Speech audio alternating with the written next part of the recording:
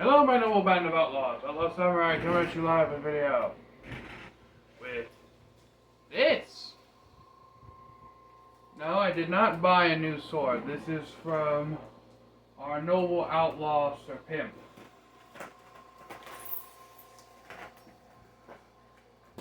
It is a Hanbon katana. I have, full disclaimer, I have no personal experience with Hanbon products.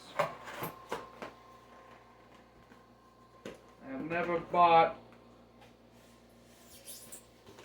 one of their swords before. However, I have encountered the classic Chinese foam box and yellow packing tape.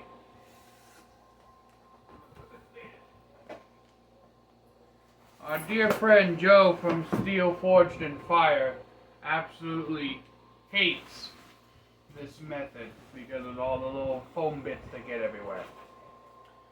Here we have the Hanbon Forge certificate.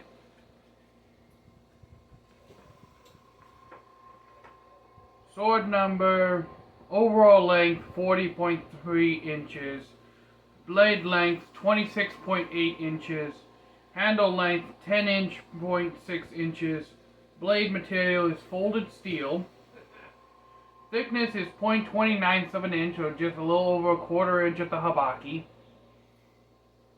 The Kisaki length is 1.46 inches, so I believe that may be an O-Kisaki in length. The Hanbon is natural. 2 Mikugi peg. Moto haba is 1.26 inches, which is the width of the blade at the habaki. Saki haba, which is the width of the Kisaki, is 0.86 inches. So a very substantial blade taper. Saya material is hardwood plus bullhorn. The Suba is made of iron. The habaki is brass. The Ito and Sageo are both synthetic silk. The manufacturer is Hanbon with their stamp seal of approval. Swordsmith is written in, I don't believe it's kanji.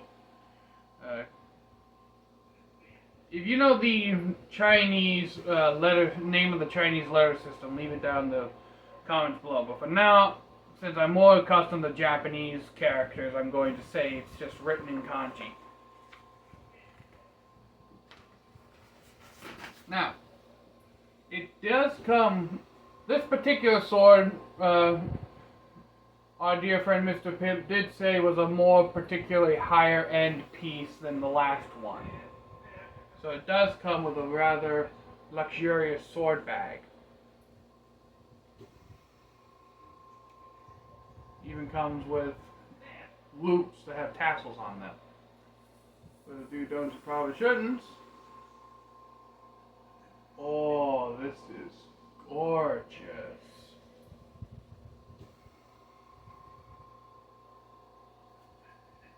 I am quite honored to have been given the ability to do the unboxing for this. As normal. If it was my sword, I wouldn't give a shit about getting fingerprints on it, but since it is not my sword, let it never be known that Outlaw does not show respect to other people's blades.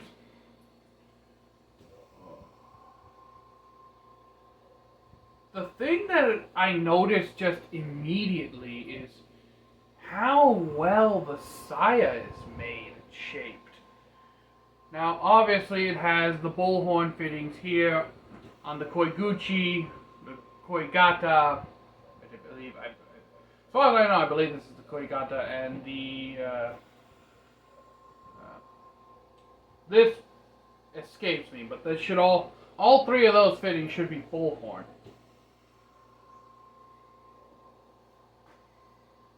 Just going to.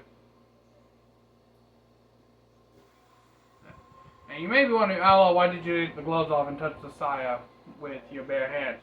Well, I just wanted to see how much this particular form of lacquer has fingerprints on it. And it doesn't leave fingerprints easily. Plus, fingerprints are usually wiped off from the saya, so I am being a little bit more risque than I normally would be. But you can't really get a full tactile feeling. Now, me personally, this would be what I would consider a one-handed sword. It also has a plastic wrap over the ito,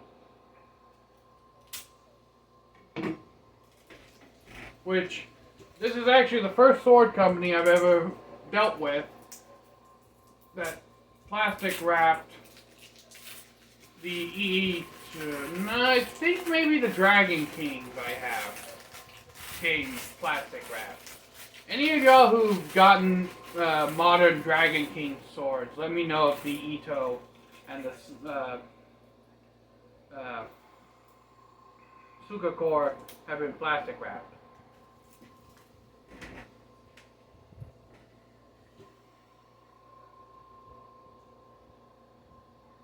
Ooh. This is some good ito work. Hanban, I may, once I get some disposable capital, I may actually buy a hanban. This is actually quite impressing me. This is impressing me far more than the Ryujin sword. The Ryujin sword feels more like the entry level buying for the first time. This seems more like a sword for a bit more experienced practitioner. The ito doesn't move at all. Even the this is actually very satisfying. The Manuki, they're slightly off center. One's just a bit higher. If I turn the sword with the edge facing. The left Manuki is actually just, I want to say, a quarter of an inch higher than the right Manuki. But not egregiously out of alignment. But what gets me is that these are solid. I am literally white knuckling this. Oop, it did move a little bit, but not of any significant measure. But I am white knuckling these things, and they are not moving at any significant amount. The Samegawa is a blackened one. It feels real. There's no Emperor node. I don't know if the certificate says anything about the price. I'm not entirely sure about the price, but my dear friend Outlaw Pimp does correct me in the price when I guess, and he does like to make me play the guessing game. So I'm going to say this is around the 240, 250 mark. Maybe a little lower with any potential deals going on that I'm not aware of. So, as we get into this, the Kashira does not move at all. Neither does the Fushira. They seem to be of some form of, I want to say, high gloss paint. There do appear to be some imperfections. I don't know how well you can see it, but right there's a couple of little indentations.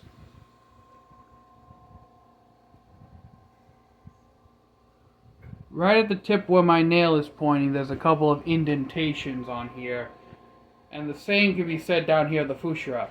I don't know if that was imperfections in the painting or casting.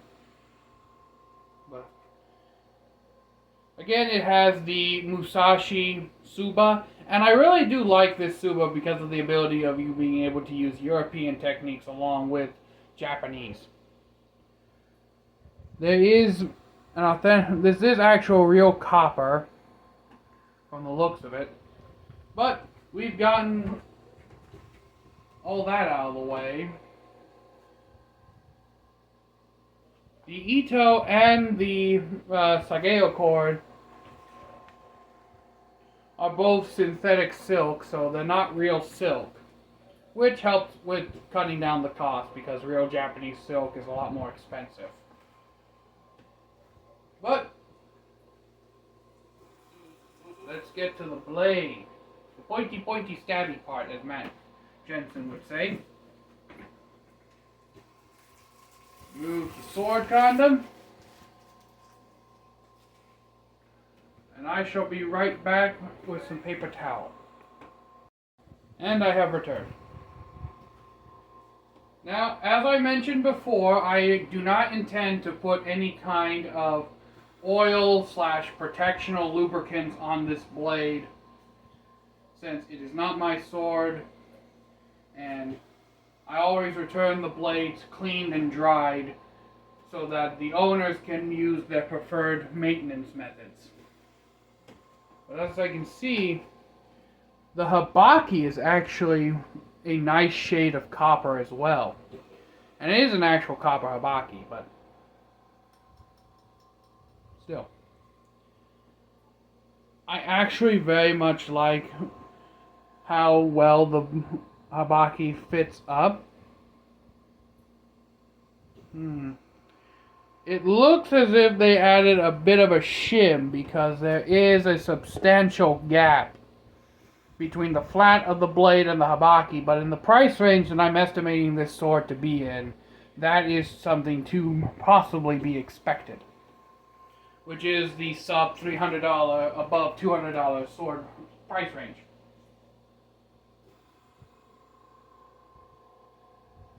The blade, for the most part, appears perfectly straight. I think the way they carved the suka core is a bit out of alignment. Other than that, the blade is perfectly straight, if not slightly scooped.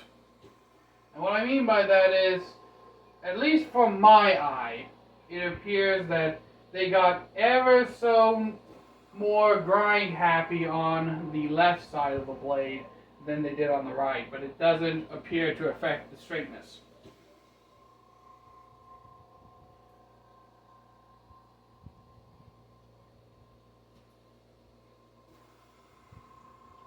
The edge feels nice and sharp.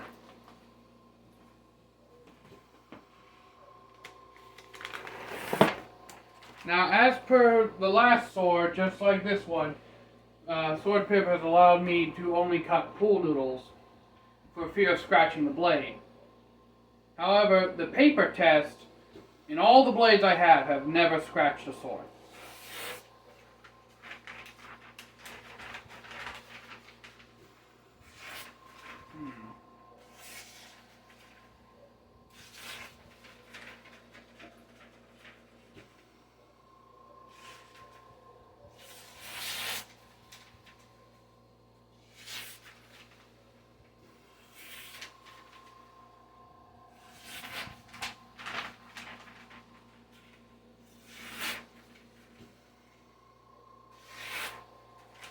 Not exactly to the standard level of outlaw hair popping sharp, but it should get the job done on the pool noodles once I get around to cutting them in a day or two.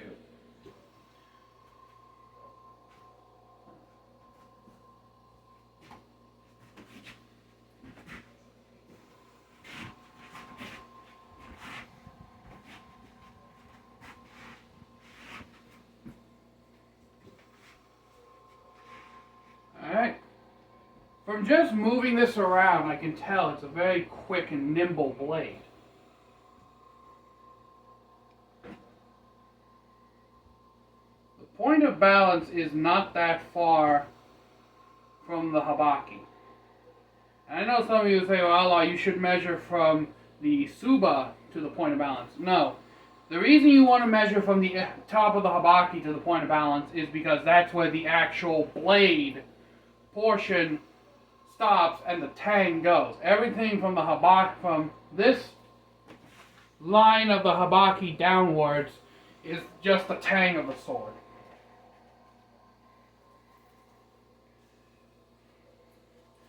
That's why whenever you see Japanese swordsmiths say the blade, the nagasa, or the length of the blade is, let's say, 30 inches, and some people, they'll measure from the guard up because European swords are not built the same as Japanese, and most Asian swords have some form of blade collar attached to them.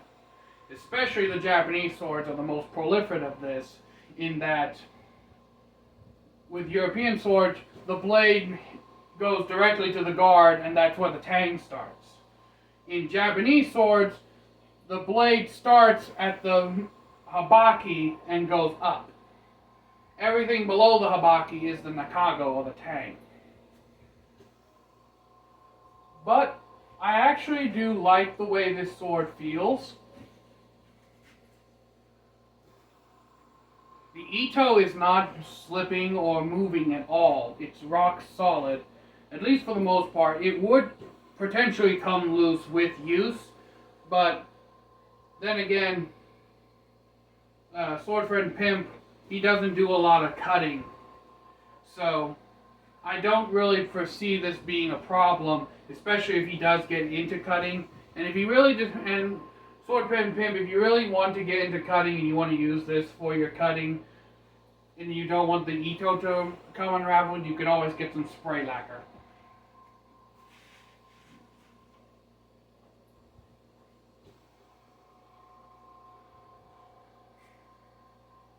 It doesn't have a noticeable tachikaze, which is the sword wind or the sword whistle. So I feel like this is going to be another blade that, while it will assist in the cutting with its general weight and balance, I don't foresee this being a cheat code sword.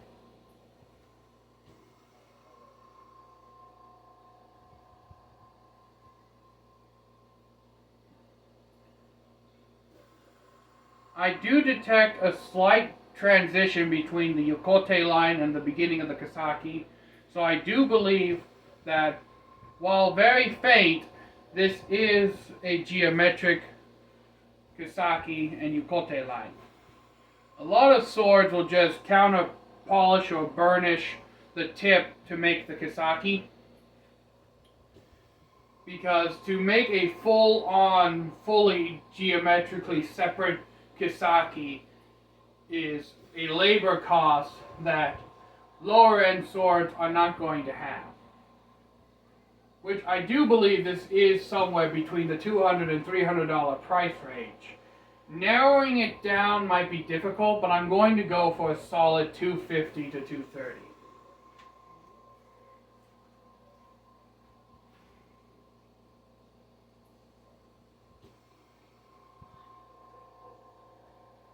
Matthew Jensen's classic white knuckle testing.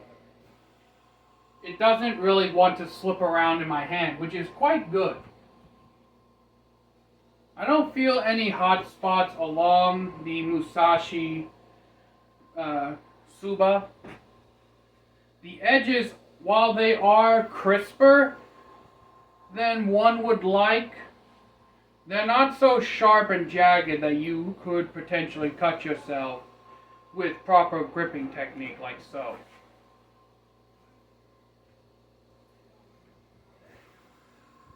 The Suba is also of a substantial thickness.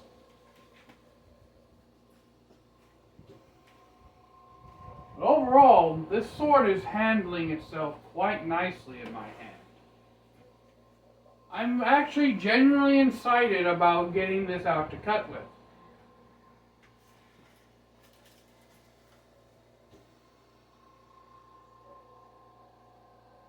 Some kind of piece of tape.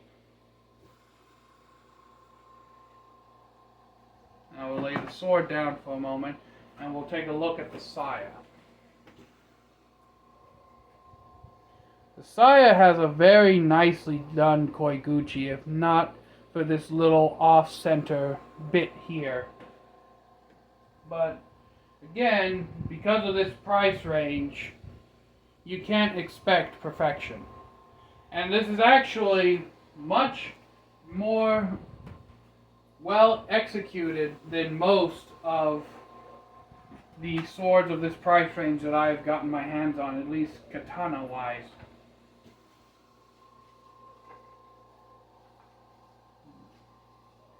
There's a bit of a raspiness to the draw.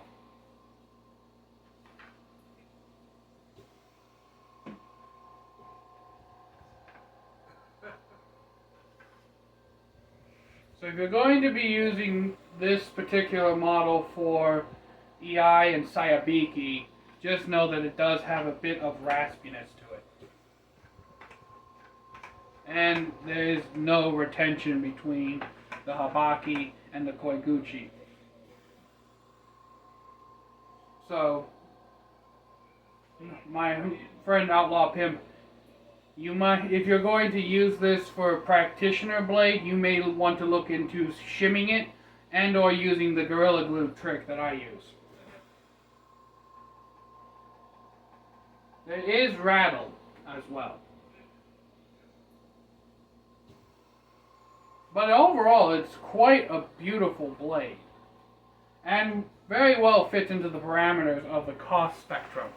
And I do have one blade that is of equivalent cost that I can compare it to in quality, which I'll be right back with.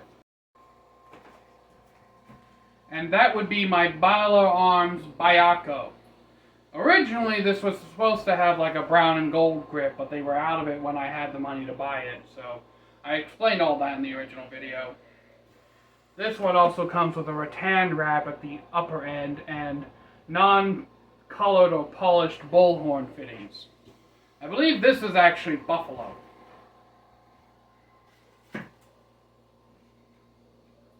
But to compare and contrast, both of these blades. Now, argumentatively, the Bayako is a bit bigger, hence any long-term viewers of the channel will know my proficiency and preference of bigger blades. But this is in a similar price range to the Hanbon. And also for a company that specializes in European-style swords to come out with a katana of this quality, with a full-on mirror polish, by the way.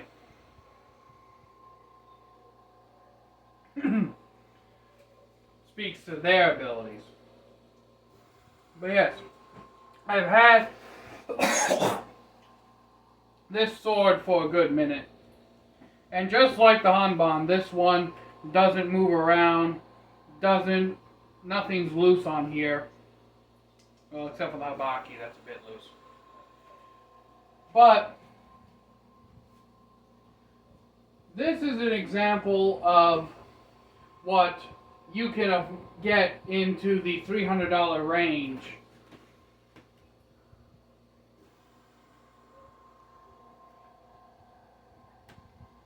And I do feel these swords are very comparable in terms of their overall execution. And while it's not as great, the Bayako does also have the same cosmetic feature flaws as the Hanbon.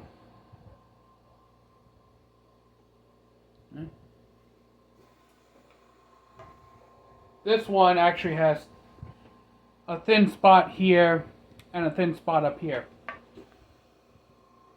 This one only has the one thin spot up here.